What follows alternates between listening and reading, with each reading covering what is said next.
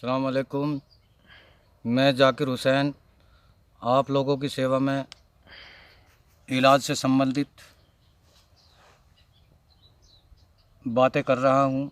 जो आप मेरी वीडियो में देख रहे हैं, हर वीडियो में ये बताना ज़रूरी नहीं है कि मैं किस किस बात का इलाज कर रहा हूं।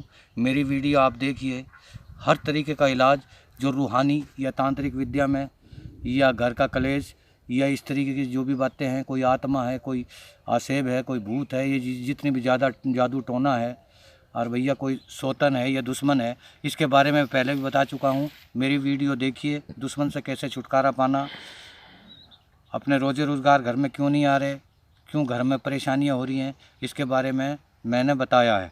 आदमी को 4 चीज़ ज़्यादा प्यारी हैं: जान, माल, औलाद और ईमान। जान, माल, औलाद और ईमान हर आदमी को प्यारी हैं, चाहे कोई भी है। जब वक्त आता है तो आदमी परेशानी में माल को ख़त्म कर देता है।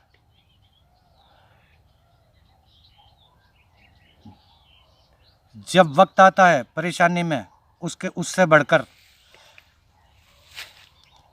जान, माल, पहले माल और फिर जो है औलाद, और औलाद को वो दाव पर लगा देता है। जब वक्त आता है आदमी को तो आदमी जान की बाजी लगा देता है, यानी जान कुर्बान कर देता है। लेकिन ईमान एक ऐसी चीज़ है, वक्त कैसा भी आ जाए, जान चली जाए, औलाद चली जाए, माल चला जाए, लेकिन ईमान नहीं जाना चाहिए। क्यों? ईमान की पूछ होगी। मरने के बाद सबसे पहले ईमान की पूछ है। ये नहीं कि तेरे कितने यार दोस्त थे, तेरे कितने मकान थे, तेरे कितनी गाड़ियाँ थी, तेरे कितने बंगले थे, तेरे कितनी बीबियाँ थी, ये पूछ नहीं होगी, बल्कि मरने के बाद सबसे पहले अमाल की पूछ होगी। फातिमा को ले जाने लगे, जो जन्नत की सरदार है, खातून जन्नत है, जन्नत की मालिक है। जब उसको कब्र में लोग उतारने लगे, सहाबाए किराम उतारने लगे, उनका इंतकाल हुआ और कब्र में उतारने लगे, तो कब्र में से आवाज़ आई। लोगों ने कहा कि कब्र, तुझे मालूम है आज तेरे अंदर कौन सी औरत आने वाली है? आज तेरे अंदर हम किसे दफन करने वाले हैं?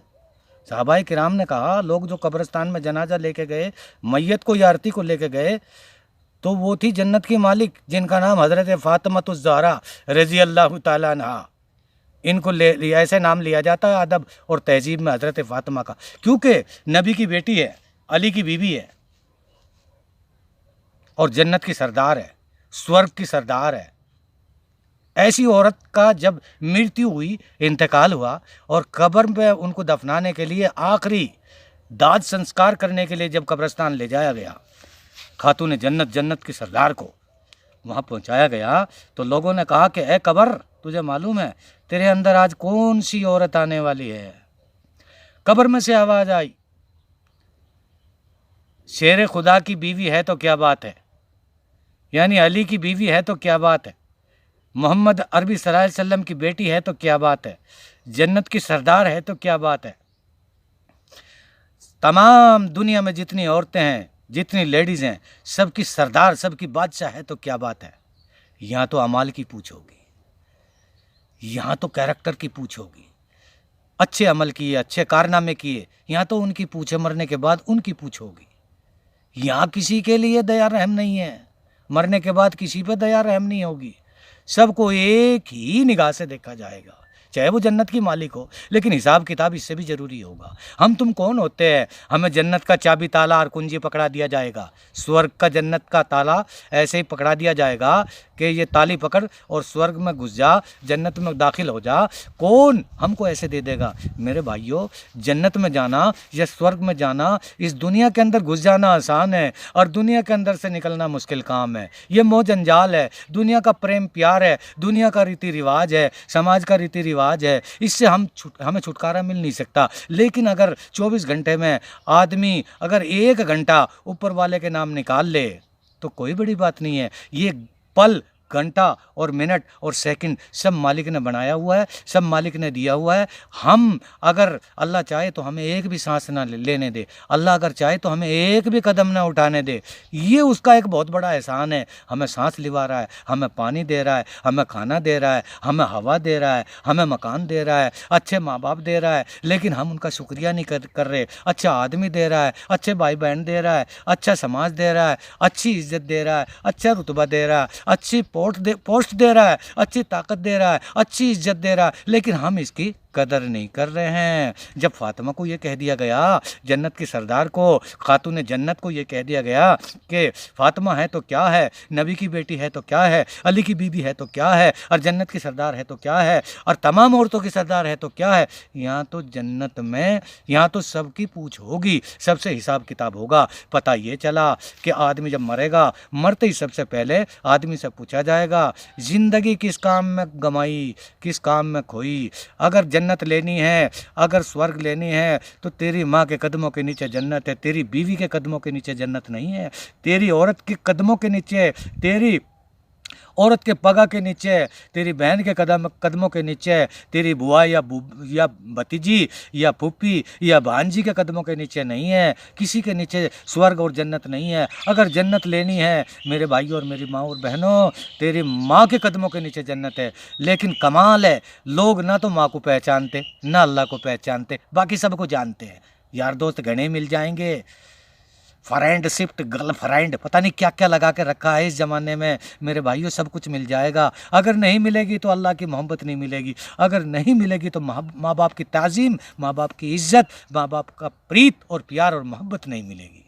कमाई और खाएंगे, पालती माँ है, कमाई कोई और कोई खाता है। मेरे भाइयों और मेरी माँ और बहनों, हम खेती बोते हैं 6 महीने 3 महीने, उसमें पानी देते हैं, खाद देते हैं, सब कुछ करते हैं। अगर कोई काट के फसल कोई और ले जाए, हमारे दिल के ऊपर कितना जोर पड़ेगा। हम एक पेड़ लगाते हैं, अगर उसका फल खा के कोई और चला जाए, हमारे दिल और दिमाग पर कितना जोर पड़ेगा। इसी तरीके से तुम्हारी माँ के दिल से और आत्मा से पूछ के देखो, उसके दिल पर क्या बीतती होगी, क्या वो दुआ कह देती होगी। बुढ़ापे में वो डांट नहीं सकती, गाली नहीं दे सकती, थप्पड़ नहीं मार सकती, धमका नहीं सकती, वो तो मजबूर और लाचार है। मेरे भाइयों ऐसा ना करो। आज से ही अगर मेरी आवाज़ आपके दिलो दिमाग के ऊपर उतर रही है, असर कर रही है और घर कर रही है, तो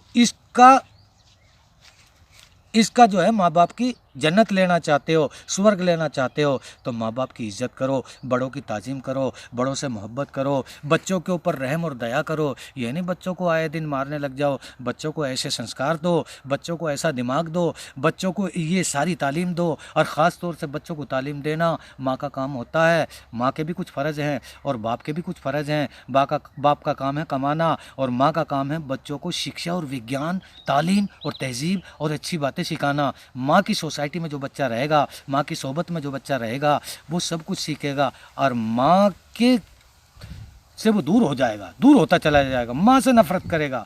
चाहे वो कहीं भी चला जाए, वो हज करने के लिए चला जाए, वो मौलवी बन जाए, वो महाराज बन जाए, वो कथावाचक बन जाए, वो कुछ भी बन जाए, वो हनुमान जी महावीर बन जाए, उसकी इबादत, उसकी भक्ति, उसकी पूजा पाठ कबूल नहीं होगी। काले कपड़े में लपेट के उसके मुंह पे मार दी जाएगी। माँ ही एक ऐसा मकाम है, माँ ही एक ऐसी पावर सुपर हिट शक्ति है, माँ ही एक ऐसी ताकत और बलवान चीज़ है कि अगर उसके कदम आदमी पैर दबाएगा, उसकी इज्जत लेगा, उसकी इज्जत करेगा और उसके लिए उससे जो है दुआ मंगवाएगा और उसकी इज्जत करेगा और उससे दुआ मंगवाएगा, उसकी हर दुआ कबूल होगी, उसकी हर मनोकामना पूरी होगी, उसकी हर चीज़ पूरी हो जाएगी। अगर माँ के रेंज के अंदर बच्चा रहेगा और माँ से अगर दूर रहेगा तो वो कभी कामयाब नहीं हो सकता। मैंने कहा था जान, माल, औलाद और ईमान जब ही बनेगा जब माँ की इज़्ज़त करोगे। अगर माँ की इज़्ज़त आपने नहीं की तो कभी भी ये चीज़ नहीं हो सकती। देखो, एक दिन क़यामत आनी है मेरे भाइयों, क़यामत का दिन एक दिन मुकर्रर है। इसकी बात में बताऊंगा कि माँ का मकाम एक ऐसा है। ये मैं दूसरी तरफ आपको ले गया, मैं माँ के मकाम की बात कर रहा हूँ। जान, माल, औलाद और ईमान, 4 चीज़ इतनी मजबूत है।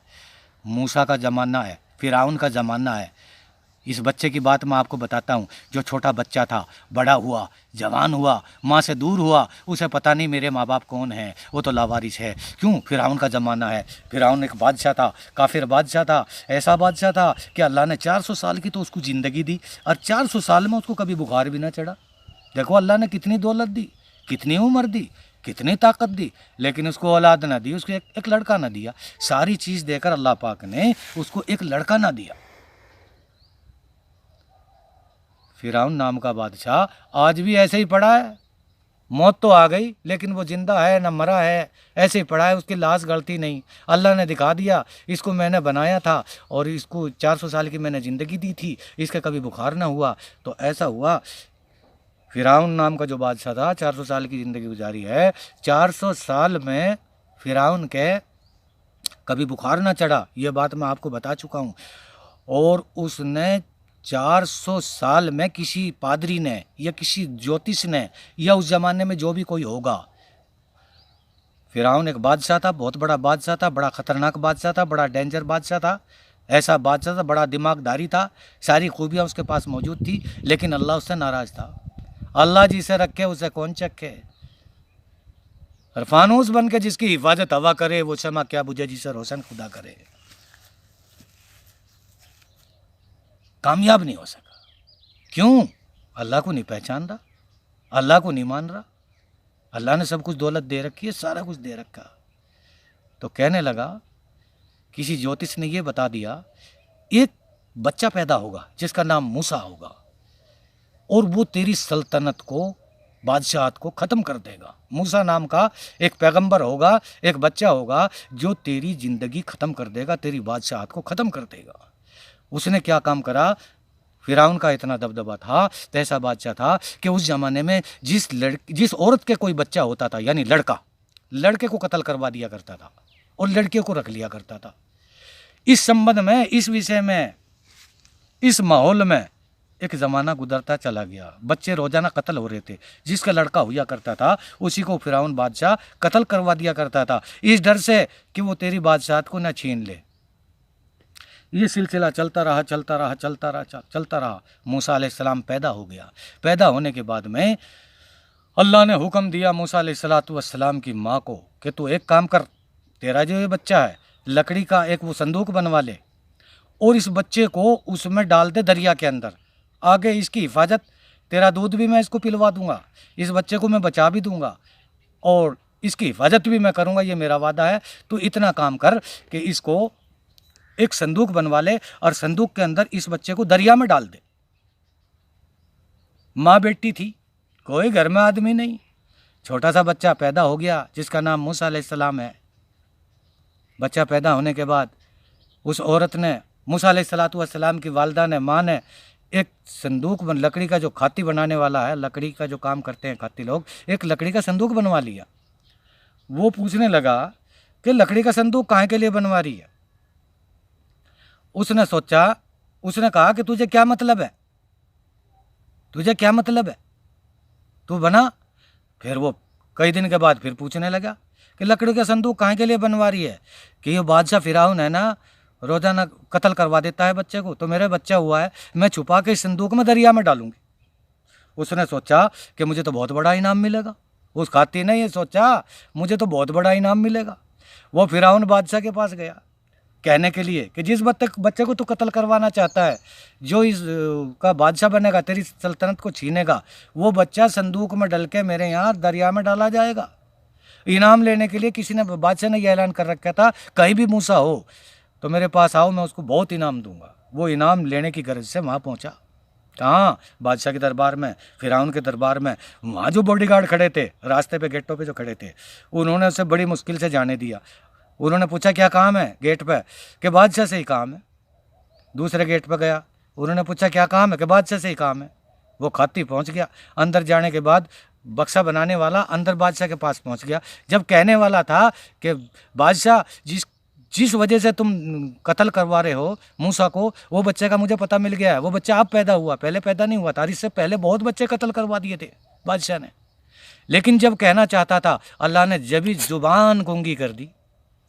उस संदूक बनाने वाले की लकड़ी का जो संदूक बनाने वाला था, कहने वाला था, उसकी ज़ुबान गूंगी कर दी, बोल नहीं सका।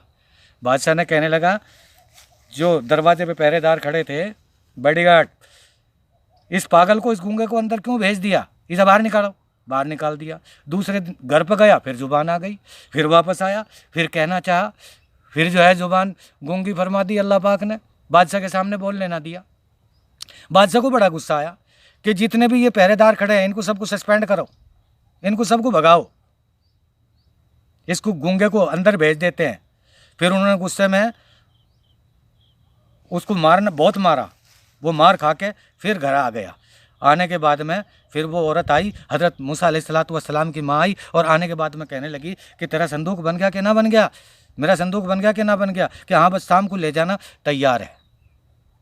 पर मेरा वो मन में ये बात रही, मेरा इनाम मारा गया, तेरा संदूक तो बन गया। संदूक खैर ये हुआ कि संदूक बनाकर मूसा अलैहिस्सलातु वस्सलाम की माँ के हाथ में दे दिया। उसमें वो बच्चा हज़रत मूसा अलैहिस्सलातु वस्सलाम को बंद कर दिया और दरिया के अंदर डाल दिया। दरिया के अंदर जब वो बक्सा डाला गया, वो संदूक डाला गया, दरिया के अंदर वो चलता रहा। हज़रत मूसा अलैहिस्सलातु वस्सलाम की जो बहन थी, वो बहन भी दरिया के किनारे चलती गई। उस दरिया के अंदर से एक नहर थी, और नहर पे उस फिरौन बादशाह का महल था। उस महल, वो महल जो था, उस महल के दरिया के अंदर से एक नहर थी, और वो नहर दरिया के महल के बीच में को जा रही थी वो नहर।